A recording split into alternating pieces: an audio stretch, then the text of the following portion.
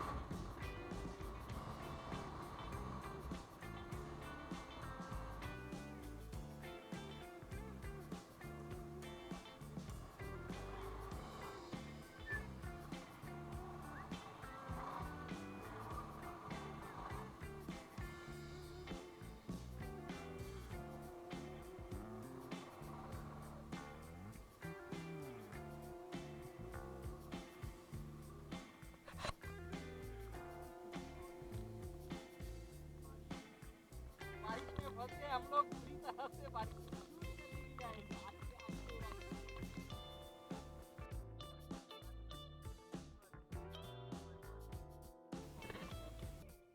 Hello दोस्तों, finally मैं अपना ब्लॉग स्टार्ट कर रहा हूँ, जिसमें मैं आपको आज के ब्लॉग में बताना चाहता हूँ कि मैंने अपनी पुरानी बाइक, पुरानी मतलब पिछली वाली बाइक क्यों बेची और सबसे पहले मैं आपको बता देता हूँ कि वो बाइक कौन सी थी। तो वो बाइक थी रॉयल इनफील्ड की स्टैंडर्ड बुलेट 500 सीसी, BS3 वाला वर्जन था वो। तो मैंने बाइक ख़रीदी 2017 के शुरुआत में। एक्चुअली मैं उस बाइक को लेकर काफ़ी एक्साइटेड था। उस बाइक के बारे में काफ़ी रिव्यूज़ पढ़े, काफ़ी कुछ उसके वीडियोस भी देखे। और मैं खुद एक ऐसा राइडर हूँ जिसमें मुझे एग्रेसिव राइडिंग पसंद नहीं है। तो और जैसे कि रॉयल एनफील्ड का जो कैरेक्टरिस्टिक है, जो एग्रेसिव थ्रॉटलिंग के लिए वगैरह वो बाइक मानी नहीं जाती है, जस्ट रिलैक्स होके बाइक चलाने राइड करने वाली बाइक है वो। तो मैंने सोचा कि वो मेरी राइडिंग स्टाइल को सूट करती है। और ओवरऑल मैं उस बाइक को लेकर स्टाइलिंग को लेकर काफ़ी एक्साइटेड था, जो कि क्लासिक एकदम विंटेज स्टाइल का उसका स्टाइलिंग था। तो मैंने वो बाइक ले ली। बाइक का जो इंजन है मैं आपको बता देता हूँ, बहुत ही अच्छा इंजन है। 500 सीसी का इंजन है, जो कि बहुत ही ज़बरदस्त टॉर्क क्रिएट करता है। मैं नंबर्स में नहीं जाना चाहता हूँ, मैं काफ़ी टेक्निकल पर्सन हूँ भी नहीं। तो जो गाड़ी का टॉर्क है, मतलब मैं आपको बताता हूँ कि मैंने कई बार उस बाइक को लेकर जबकि मैं डबल सीट चला रहा था, मान लो इंजन को मैंने ऑफ़ कर दिया है और कुछ फ़ोन वोन आ गया, जैसे किसी से बात कर रहा हूँ मैं, तो इंजन को ऑफ़ कर दिया और अभी वापस से स्टार्टर मार के गाड़ी को आगे बढ़ाना है। आप यकीन नहीं मानेंगे, मैंने चौथे गियर पे डबल सीट होने के बावजूद मैंने स्टार्टर मार के जस्ट गाड़ी को पुश किया है और गाड़ी बिना कुछ दिक्कत के आगे बढ़ी है। मतलब उस टाइप का वो गाड़ी का टॉर्क है। तो आप सोच रहे होंगे कि यार इतनी अच्छी बाइक थी अगर, तो मैंने क्यों बेच दी। तो मैं कुछ पॉइंट्स में आपको बताना चाहूँगा। तो सबसे पहला है गाड़ी का इंजन एक्चुअली बहुत ही अच्छा इंजन है, फिर भी गाड़ी को इंजन को लेके मैं क्यों इशू मुझे फ़ील हुआ मैं आपको बताता हूँ। तो राइडिंग एक्सपीरियंस कैसा रहा। आप अगर एक ऐसे इंसान हो जो गाड़ी अपनी 50 से 70-75 की स्पीड तक अगर एंजॉय करते हो राइड, तो वो गाड़ी डेफिनेटली आपके लिए है। लेकिन अगर आप कभी हाईवे पर निकलते हो तो ऑब्वियसली आजकल अभी सड़कें अपने यहाँ पर अच्छी अच्छी बन रही है।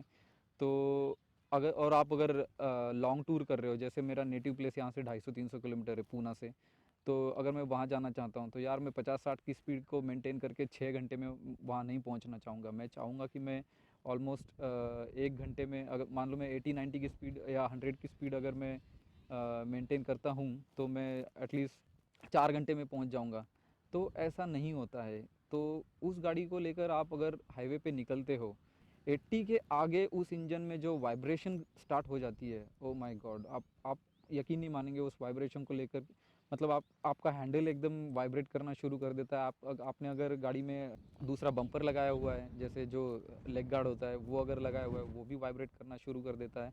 और आप जब राइड कर, आपको लिटरली फील होता है कि यार गाड़ी के अंदर से सारा पिस्टन विस्टन सब वो हिल रहा है, तो काफ़ी ज़्यादा वाइब्रेशंस फील होने शुरू हो जाते हैं। तो वो एक बात है। और दूसरी एक बात है कि गाड़ी मान लो आप 1 घंटा तक चलाते हो उस स्पीड से, वो इंजन इतना हीट होता है, इतना हीट होता है। मैंने जीन्स पहनी हुई थी, मैंने जीन्स पहनने के बावजूद भी लिटरली मुझे ऐसे एकदम वो हीट फील हो रही थी। हीट मतलब मैंने टू व्हीलर पे वैसी वाली हीट कभी भी फील नहीं की थी, इतनी भयंकर हीट थी वो। इतना कि मतलब उसके बाद मुझे ऐसे मन कर रहा था कि यार मैं रुक जाऊँ, अभी बाइक को बंद कर दूँ और थोड़ा सा इंजन को ठंडा होने दूँ। तो वो एक पॉइंट रहा। तीसरा एक पॉइंट ऐसा है कि जब आप बाइक 70-80 के स्पीड से आप चलाते हो, आपके सामने अगर कुछ भी आता है, तो जैसे आप बाइक चलाते हो ना, तो आपको एक आपके गाड़ी पे एक भरोसा होता है कि यार इसकी ब्रेकिंग अच्छी है, तो मैं कुछ भी हो जाए मैं गाड़ी को रोक लूँगा। लेकिन उस बाइक के साथ वैसा फील नहीं होता है। शायद मेरे साथ ऐसे हो रहा था कि मुझे ऐसा लगता था यार वो बाइक रुकेगी नहीं। 195 किलो 195 केजी उस गाड़ी का वेट है। और 80 की स्पीड पे आप सोच सकते हो कितना मोमेंटम क्रिएट करती होगी। तो उस गाड़ी का जो ब्रेकिंग है, ब्रेकिंग सिस्टम है, वो इतना इफेक्टिव नहीं है कि वो इतने इजीली रुक पाएगी। तो वो एक मुझे ड्रॉबैक फील हुआ। तो आप जब बाइक चलाते हो भाई, आपकी भी जान आपके हाथ में होती है और सड़क पे चलने वाले दूसरे लोगों की भी जान आपके हाथ में होती है। मुझे इतना ब्रेकिंग पे उसका भरोसा नहीं था, तो मैंने वो एक पॉइंट सोचा कि यार ये ठीक नहीं है। और वो पॉइंट ऐसा है कि वो मतलब आप उसमें कोई जुगाड़ भी नहीं कर सकते हो। जैसे दूसरा है कि यार हैंडल वाइब्रेशन होता है, तो उसमें कुछ और कर लो, ये रबर वबर लगा दो, बहुत सारे जुगाड़ है। लेकिन यार मैं अगर 1,85,000 1,85,000 रुपीज़ अगर मैं एक बाइक के दे रहा हूँ, तो इन छोटे छोटे चीज़ों के लिए मैं जुगाड़ क्यों करते बैठूँ? वाइब्रेशन के लिए तो फिर भी जुगाड़ है, ब्रेकिंग के लिए तो फिर भी जुगाड़ नहीं है। और एक चीज़ यार, सिटी राइडिंग में मैंने एक एक्सपीरियंस किया, हर 200-300 किलोमीटर के बाद गाड़ी का रियर ब्रेक आपको टाइट करना होता है। वो हमेशा जो लीवर है उसका वो लूज़ होते जाता है, वो पेडल जो है।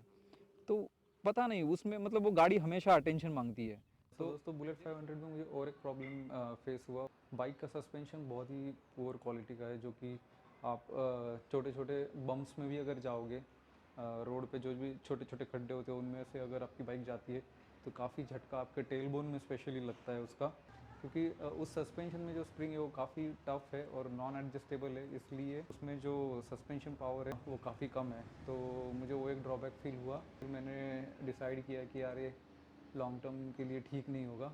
बुलेट 500 को लेके और एक बात मुझे ऐसे फील हुई कि बाइक ज़्यादा मतलब राइडिंग उसकी ज़्यादा एजाइल नहीं, मतलब जैसे आप कहीं जा रहे हो और बीच में अचानक से खड्डा आता है और एक सर्टन डिस्टेंस से आप डिसाइड करते हो कि यार वो खड्डा मुझे मिस करना है, तो हम अगर अपने पास दूसरी बाइक्स होती है तो हम उसको साइड से बाइक लेके उसको मिस कर देते हैं। पर इस गाड़ी में इतना ज़्यादा मोमेंटम होता है वेट की वजह से कि हम उन खड्डों को मिस नहीं करते। आपको मतलब आपको ना चाहते हुए भी उन खड्डों में अपनी बाइक लेके जानी पड़ती है।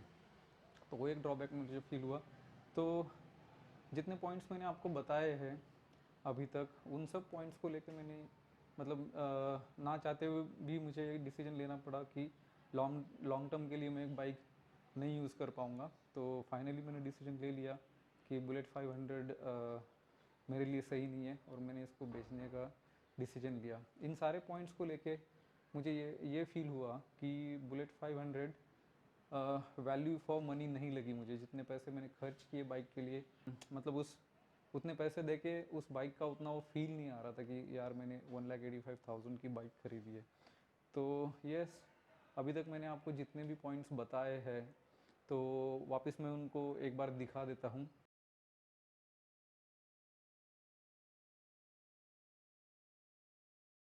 तो दोस्तों चलो, मैंने आपको बता दिया कि बुलेट 500 मैंने क्यों बेची, और मैं आपको ये बताना चाहता हूँ कि ये जो वीडियो मैंने बनाया है ये एक प्रोफेशनल रिव्यू नहीं है। इस वीडियो में मैंने अपने पर्सनल एक्सपीरियंस को शेयर करना चाहा है और बहुत ही ऑनेस्टली मैंने अपना एक्सपीरियंस शेयर किया है। तो अगर आपको ये वीडियो अच्छी लगी तो इस चैनल को ज़रूर सब्सक्राइब कीजिए। नीचे जो बटन दिया हुआ है सब्सक्राइब का, वो बटन दबा दीजिए और बेल आइकन पे भी क्लिक कर दीजिए ताकि आने वाले वीडियोस की नोटिफिकेशंस आपको मिलती रहे। तो चलो दोस्तों, मिलते हैं अगले वीडियो में। Thank you.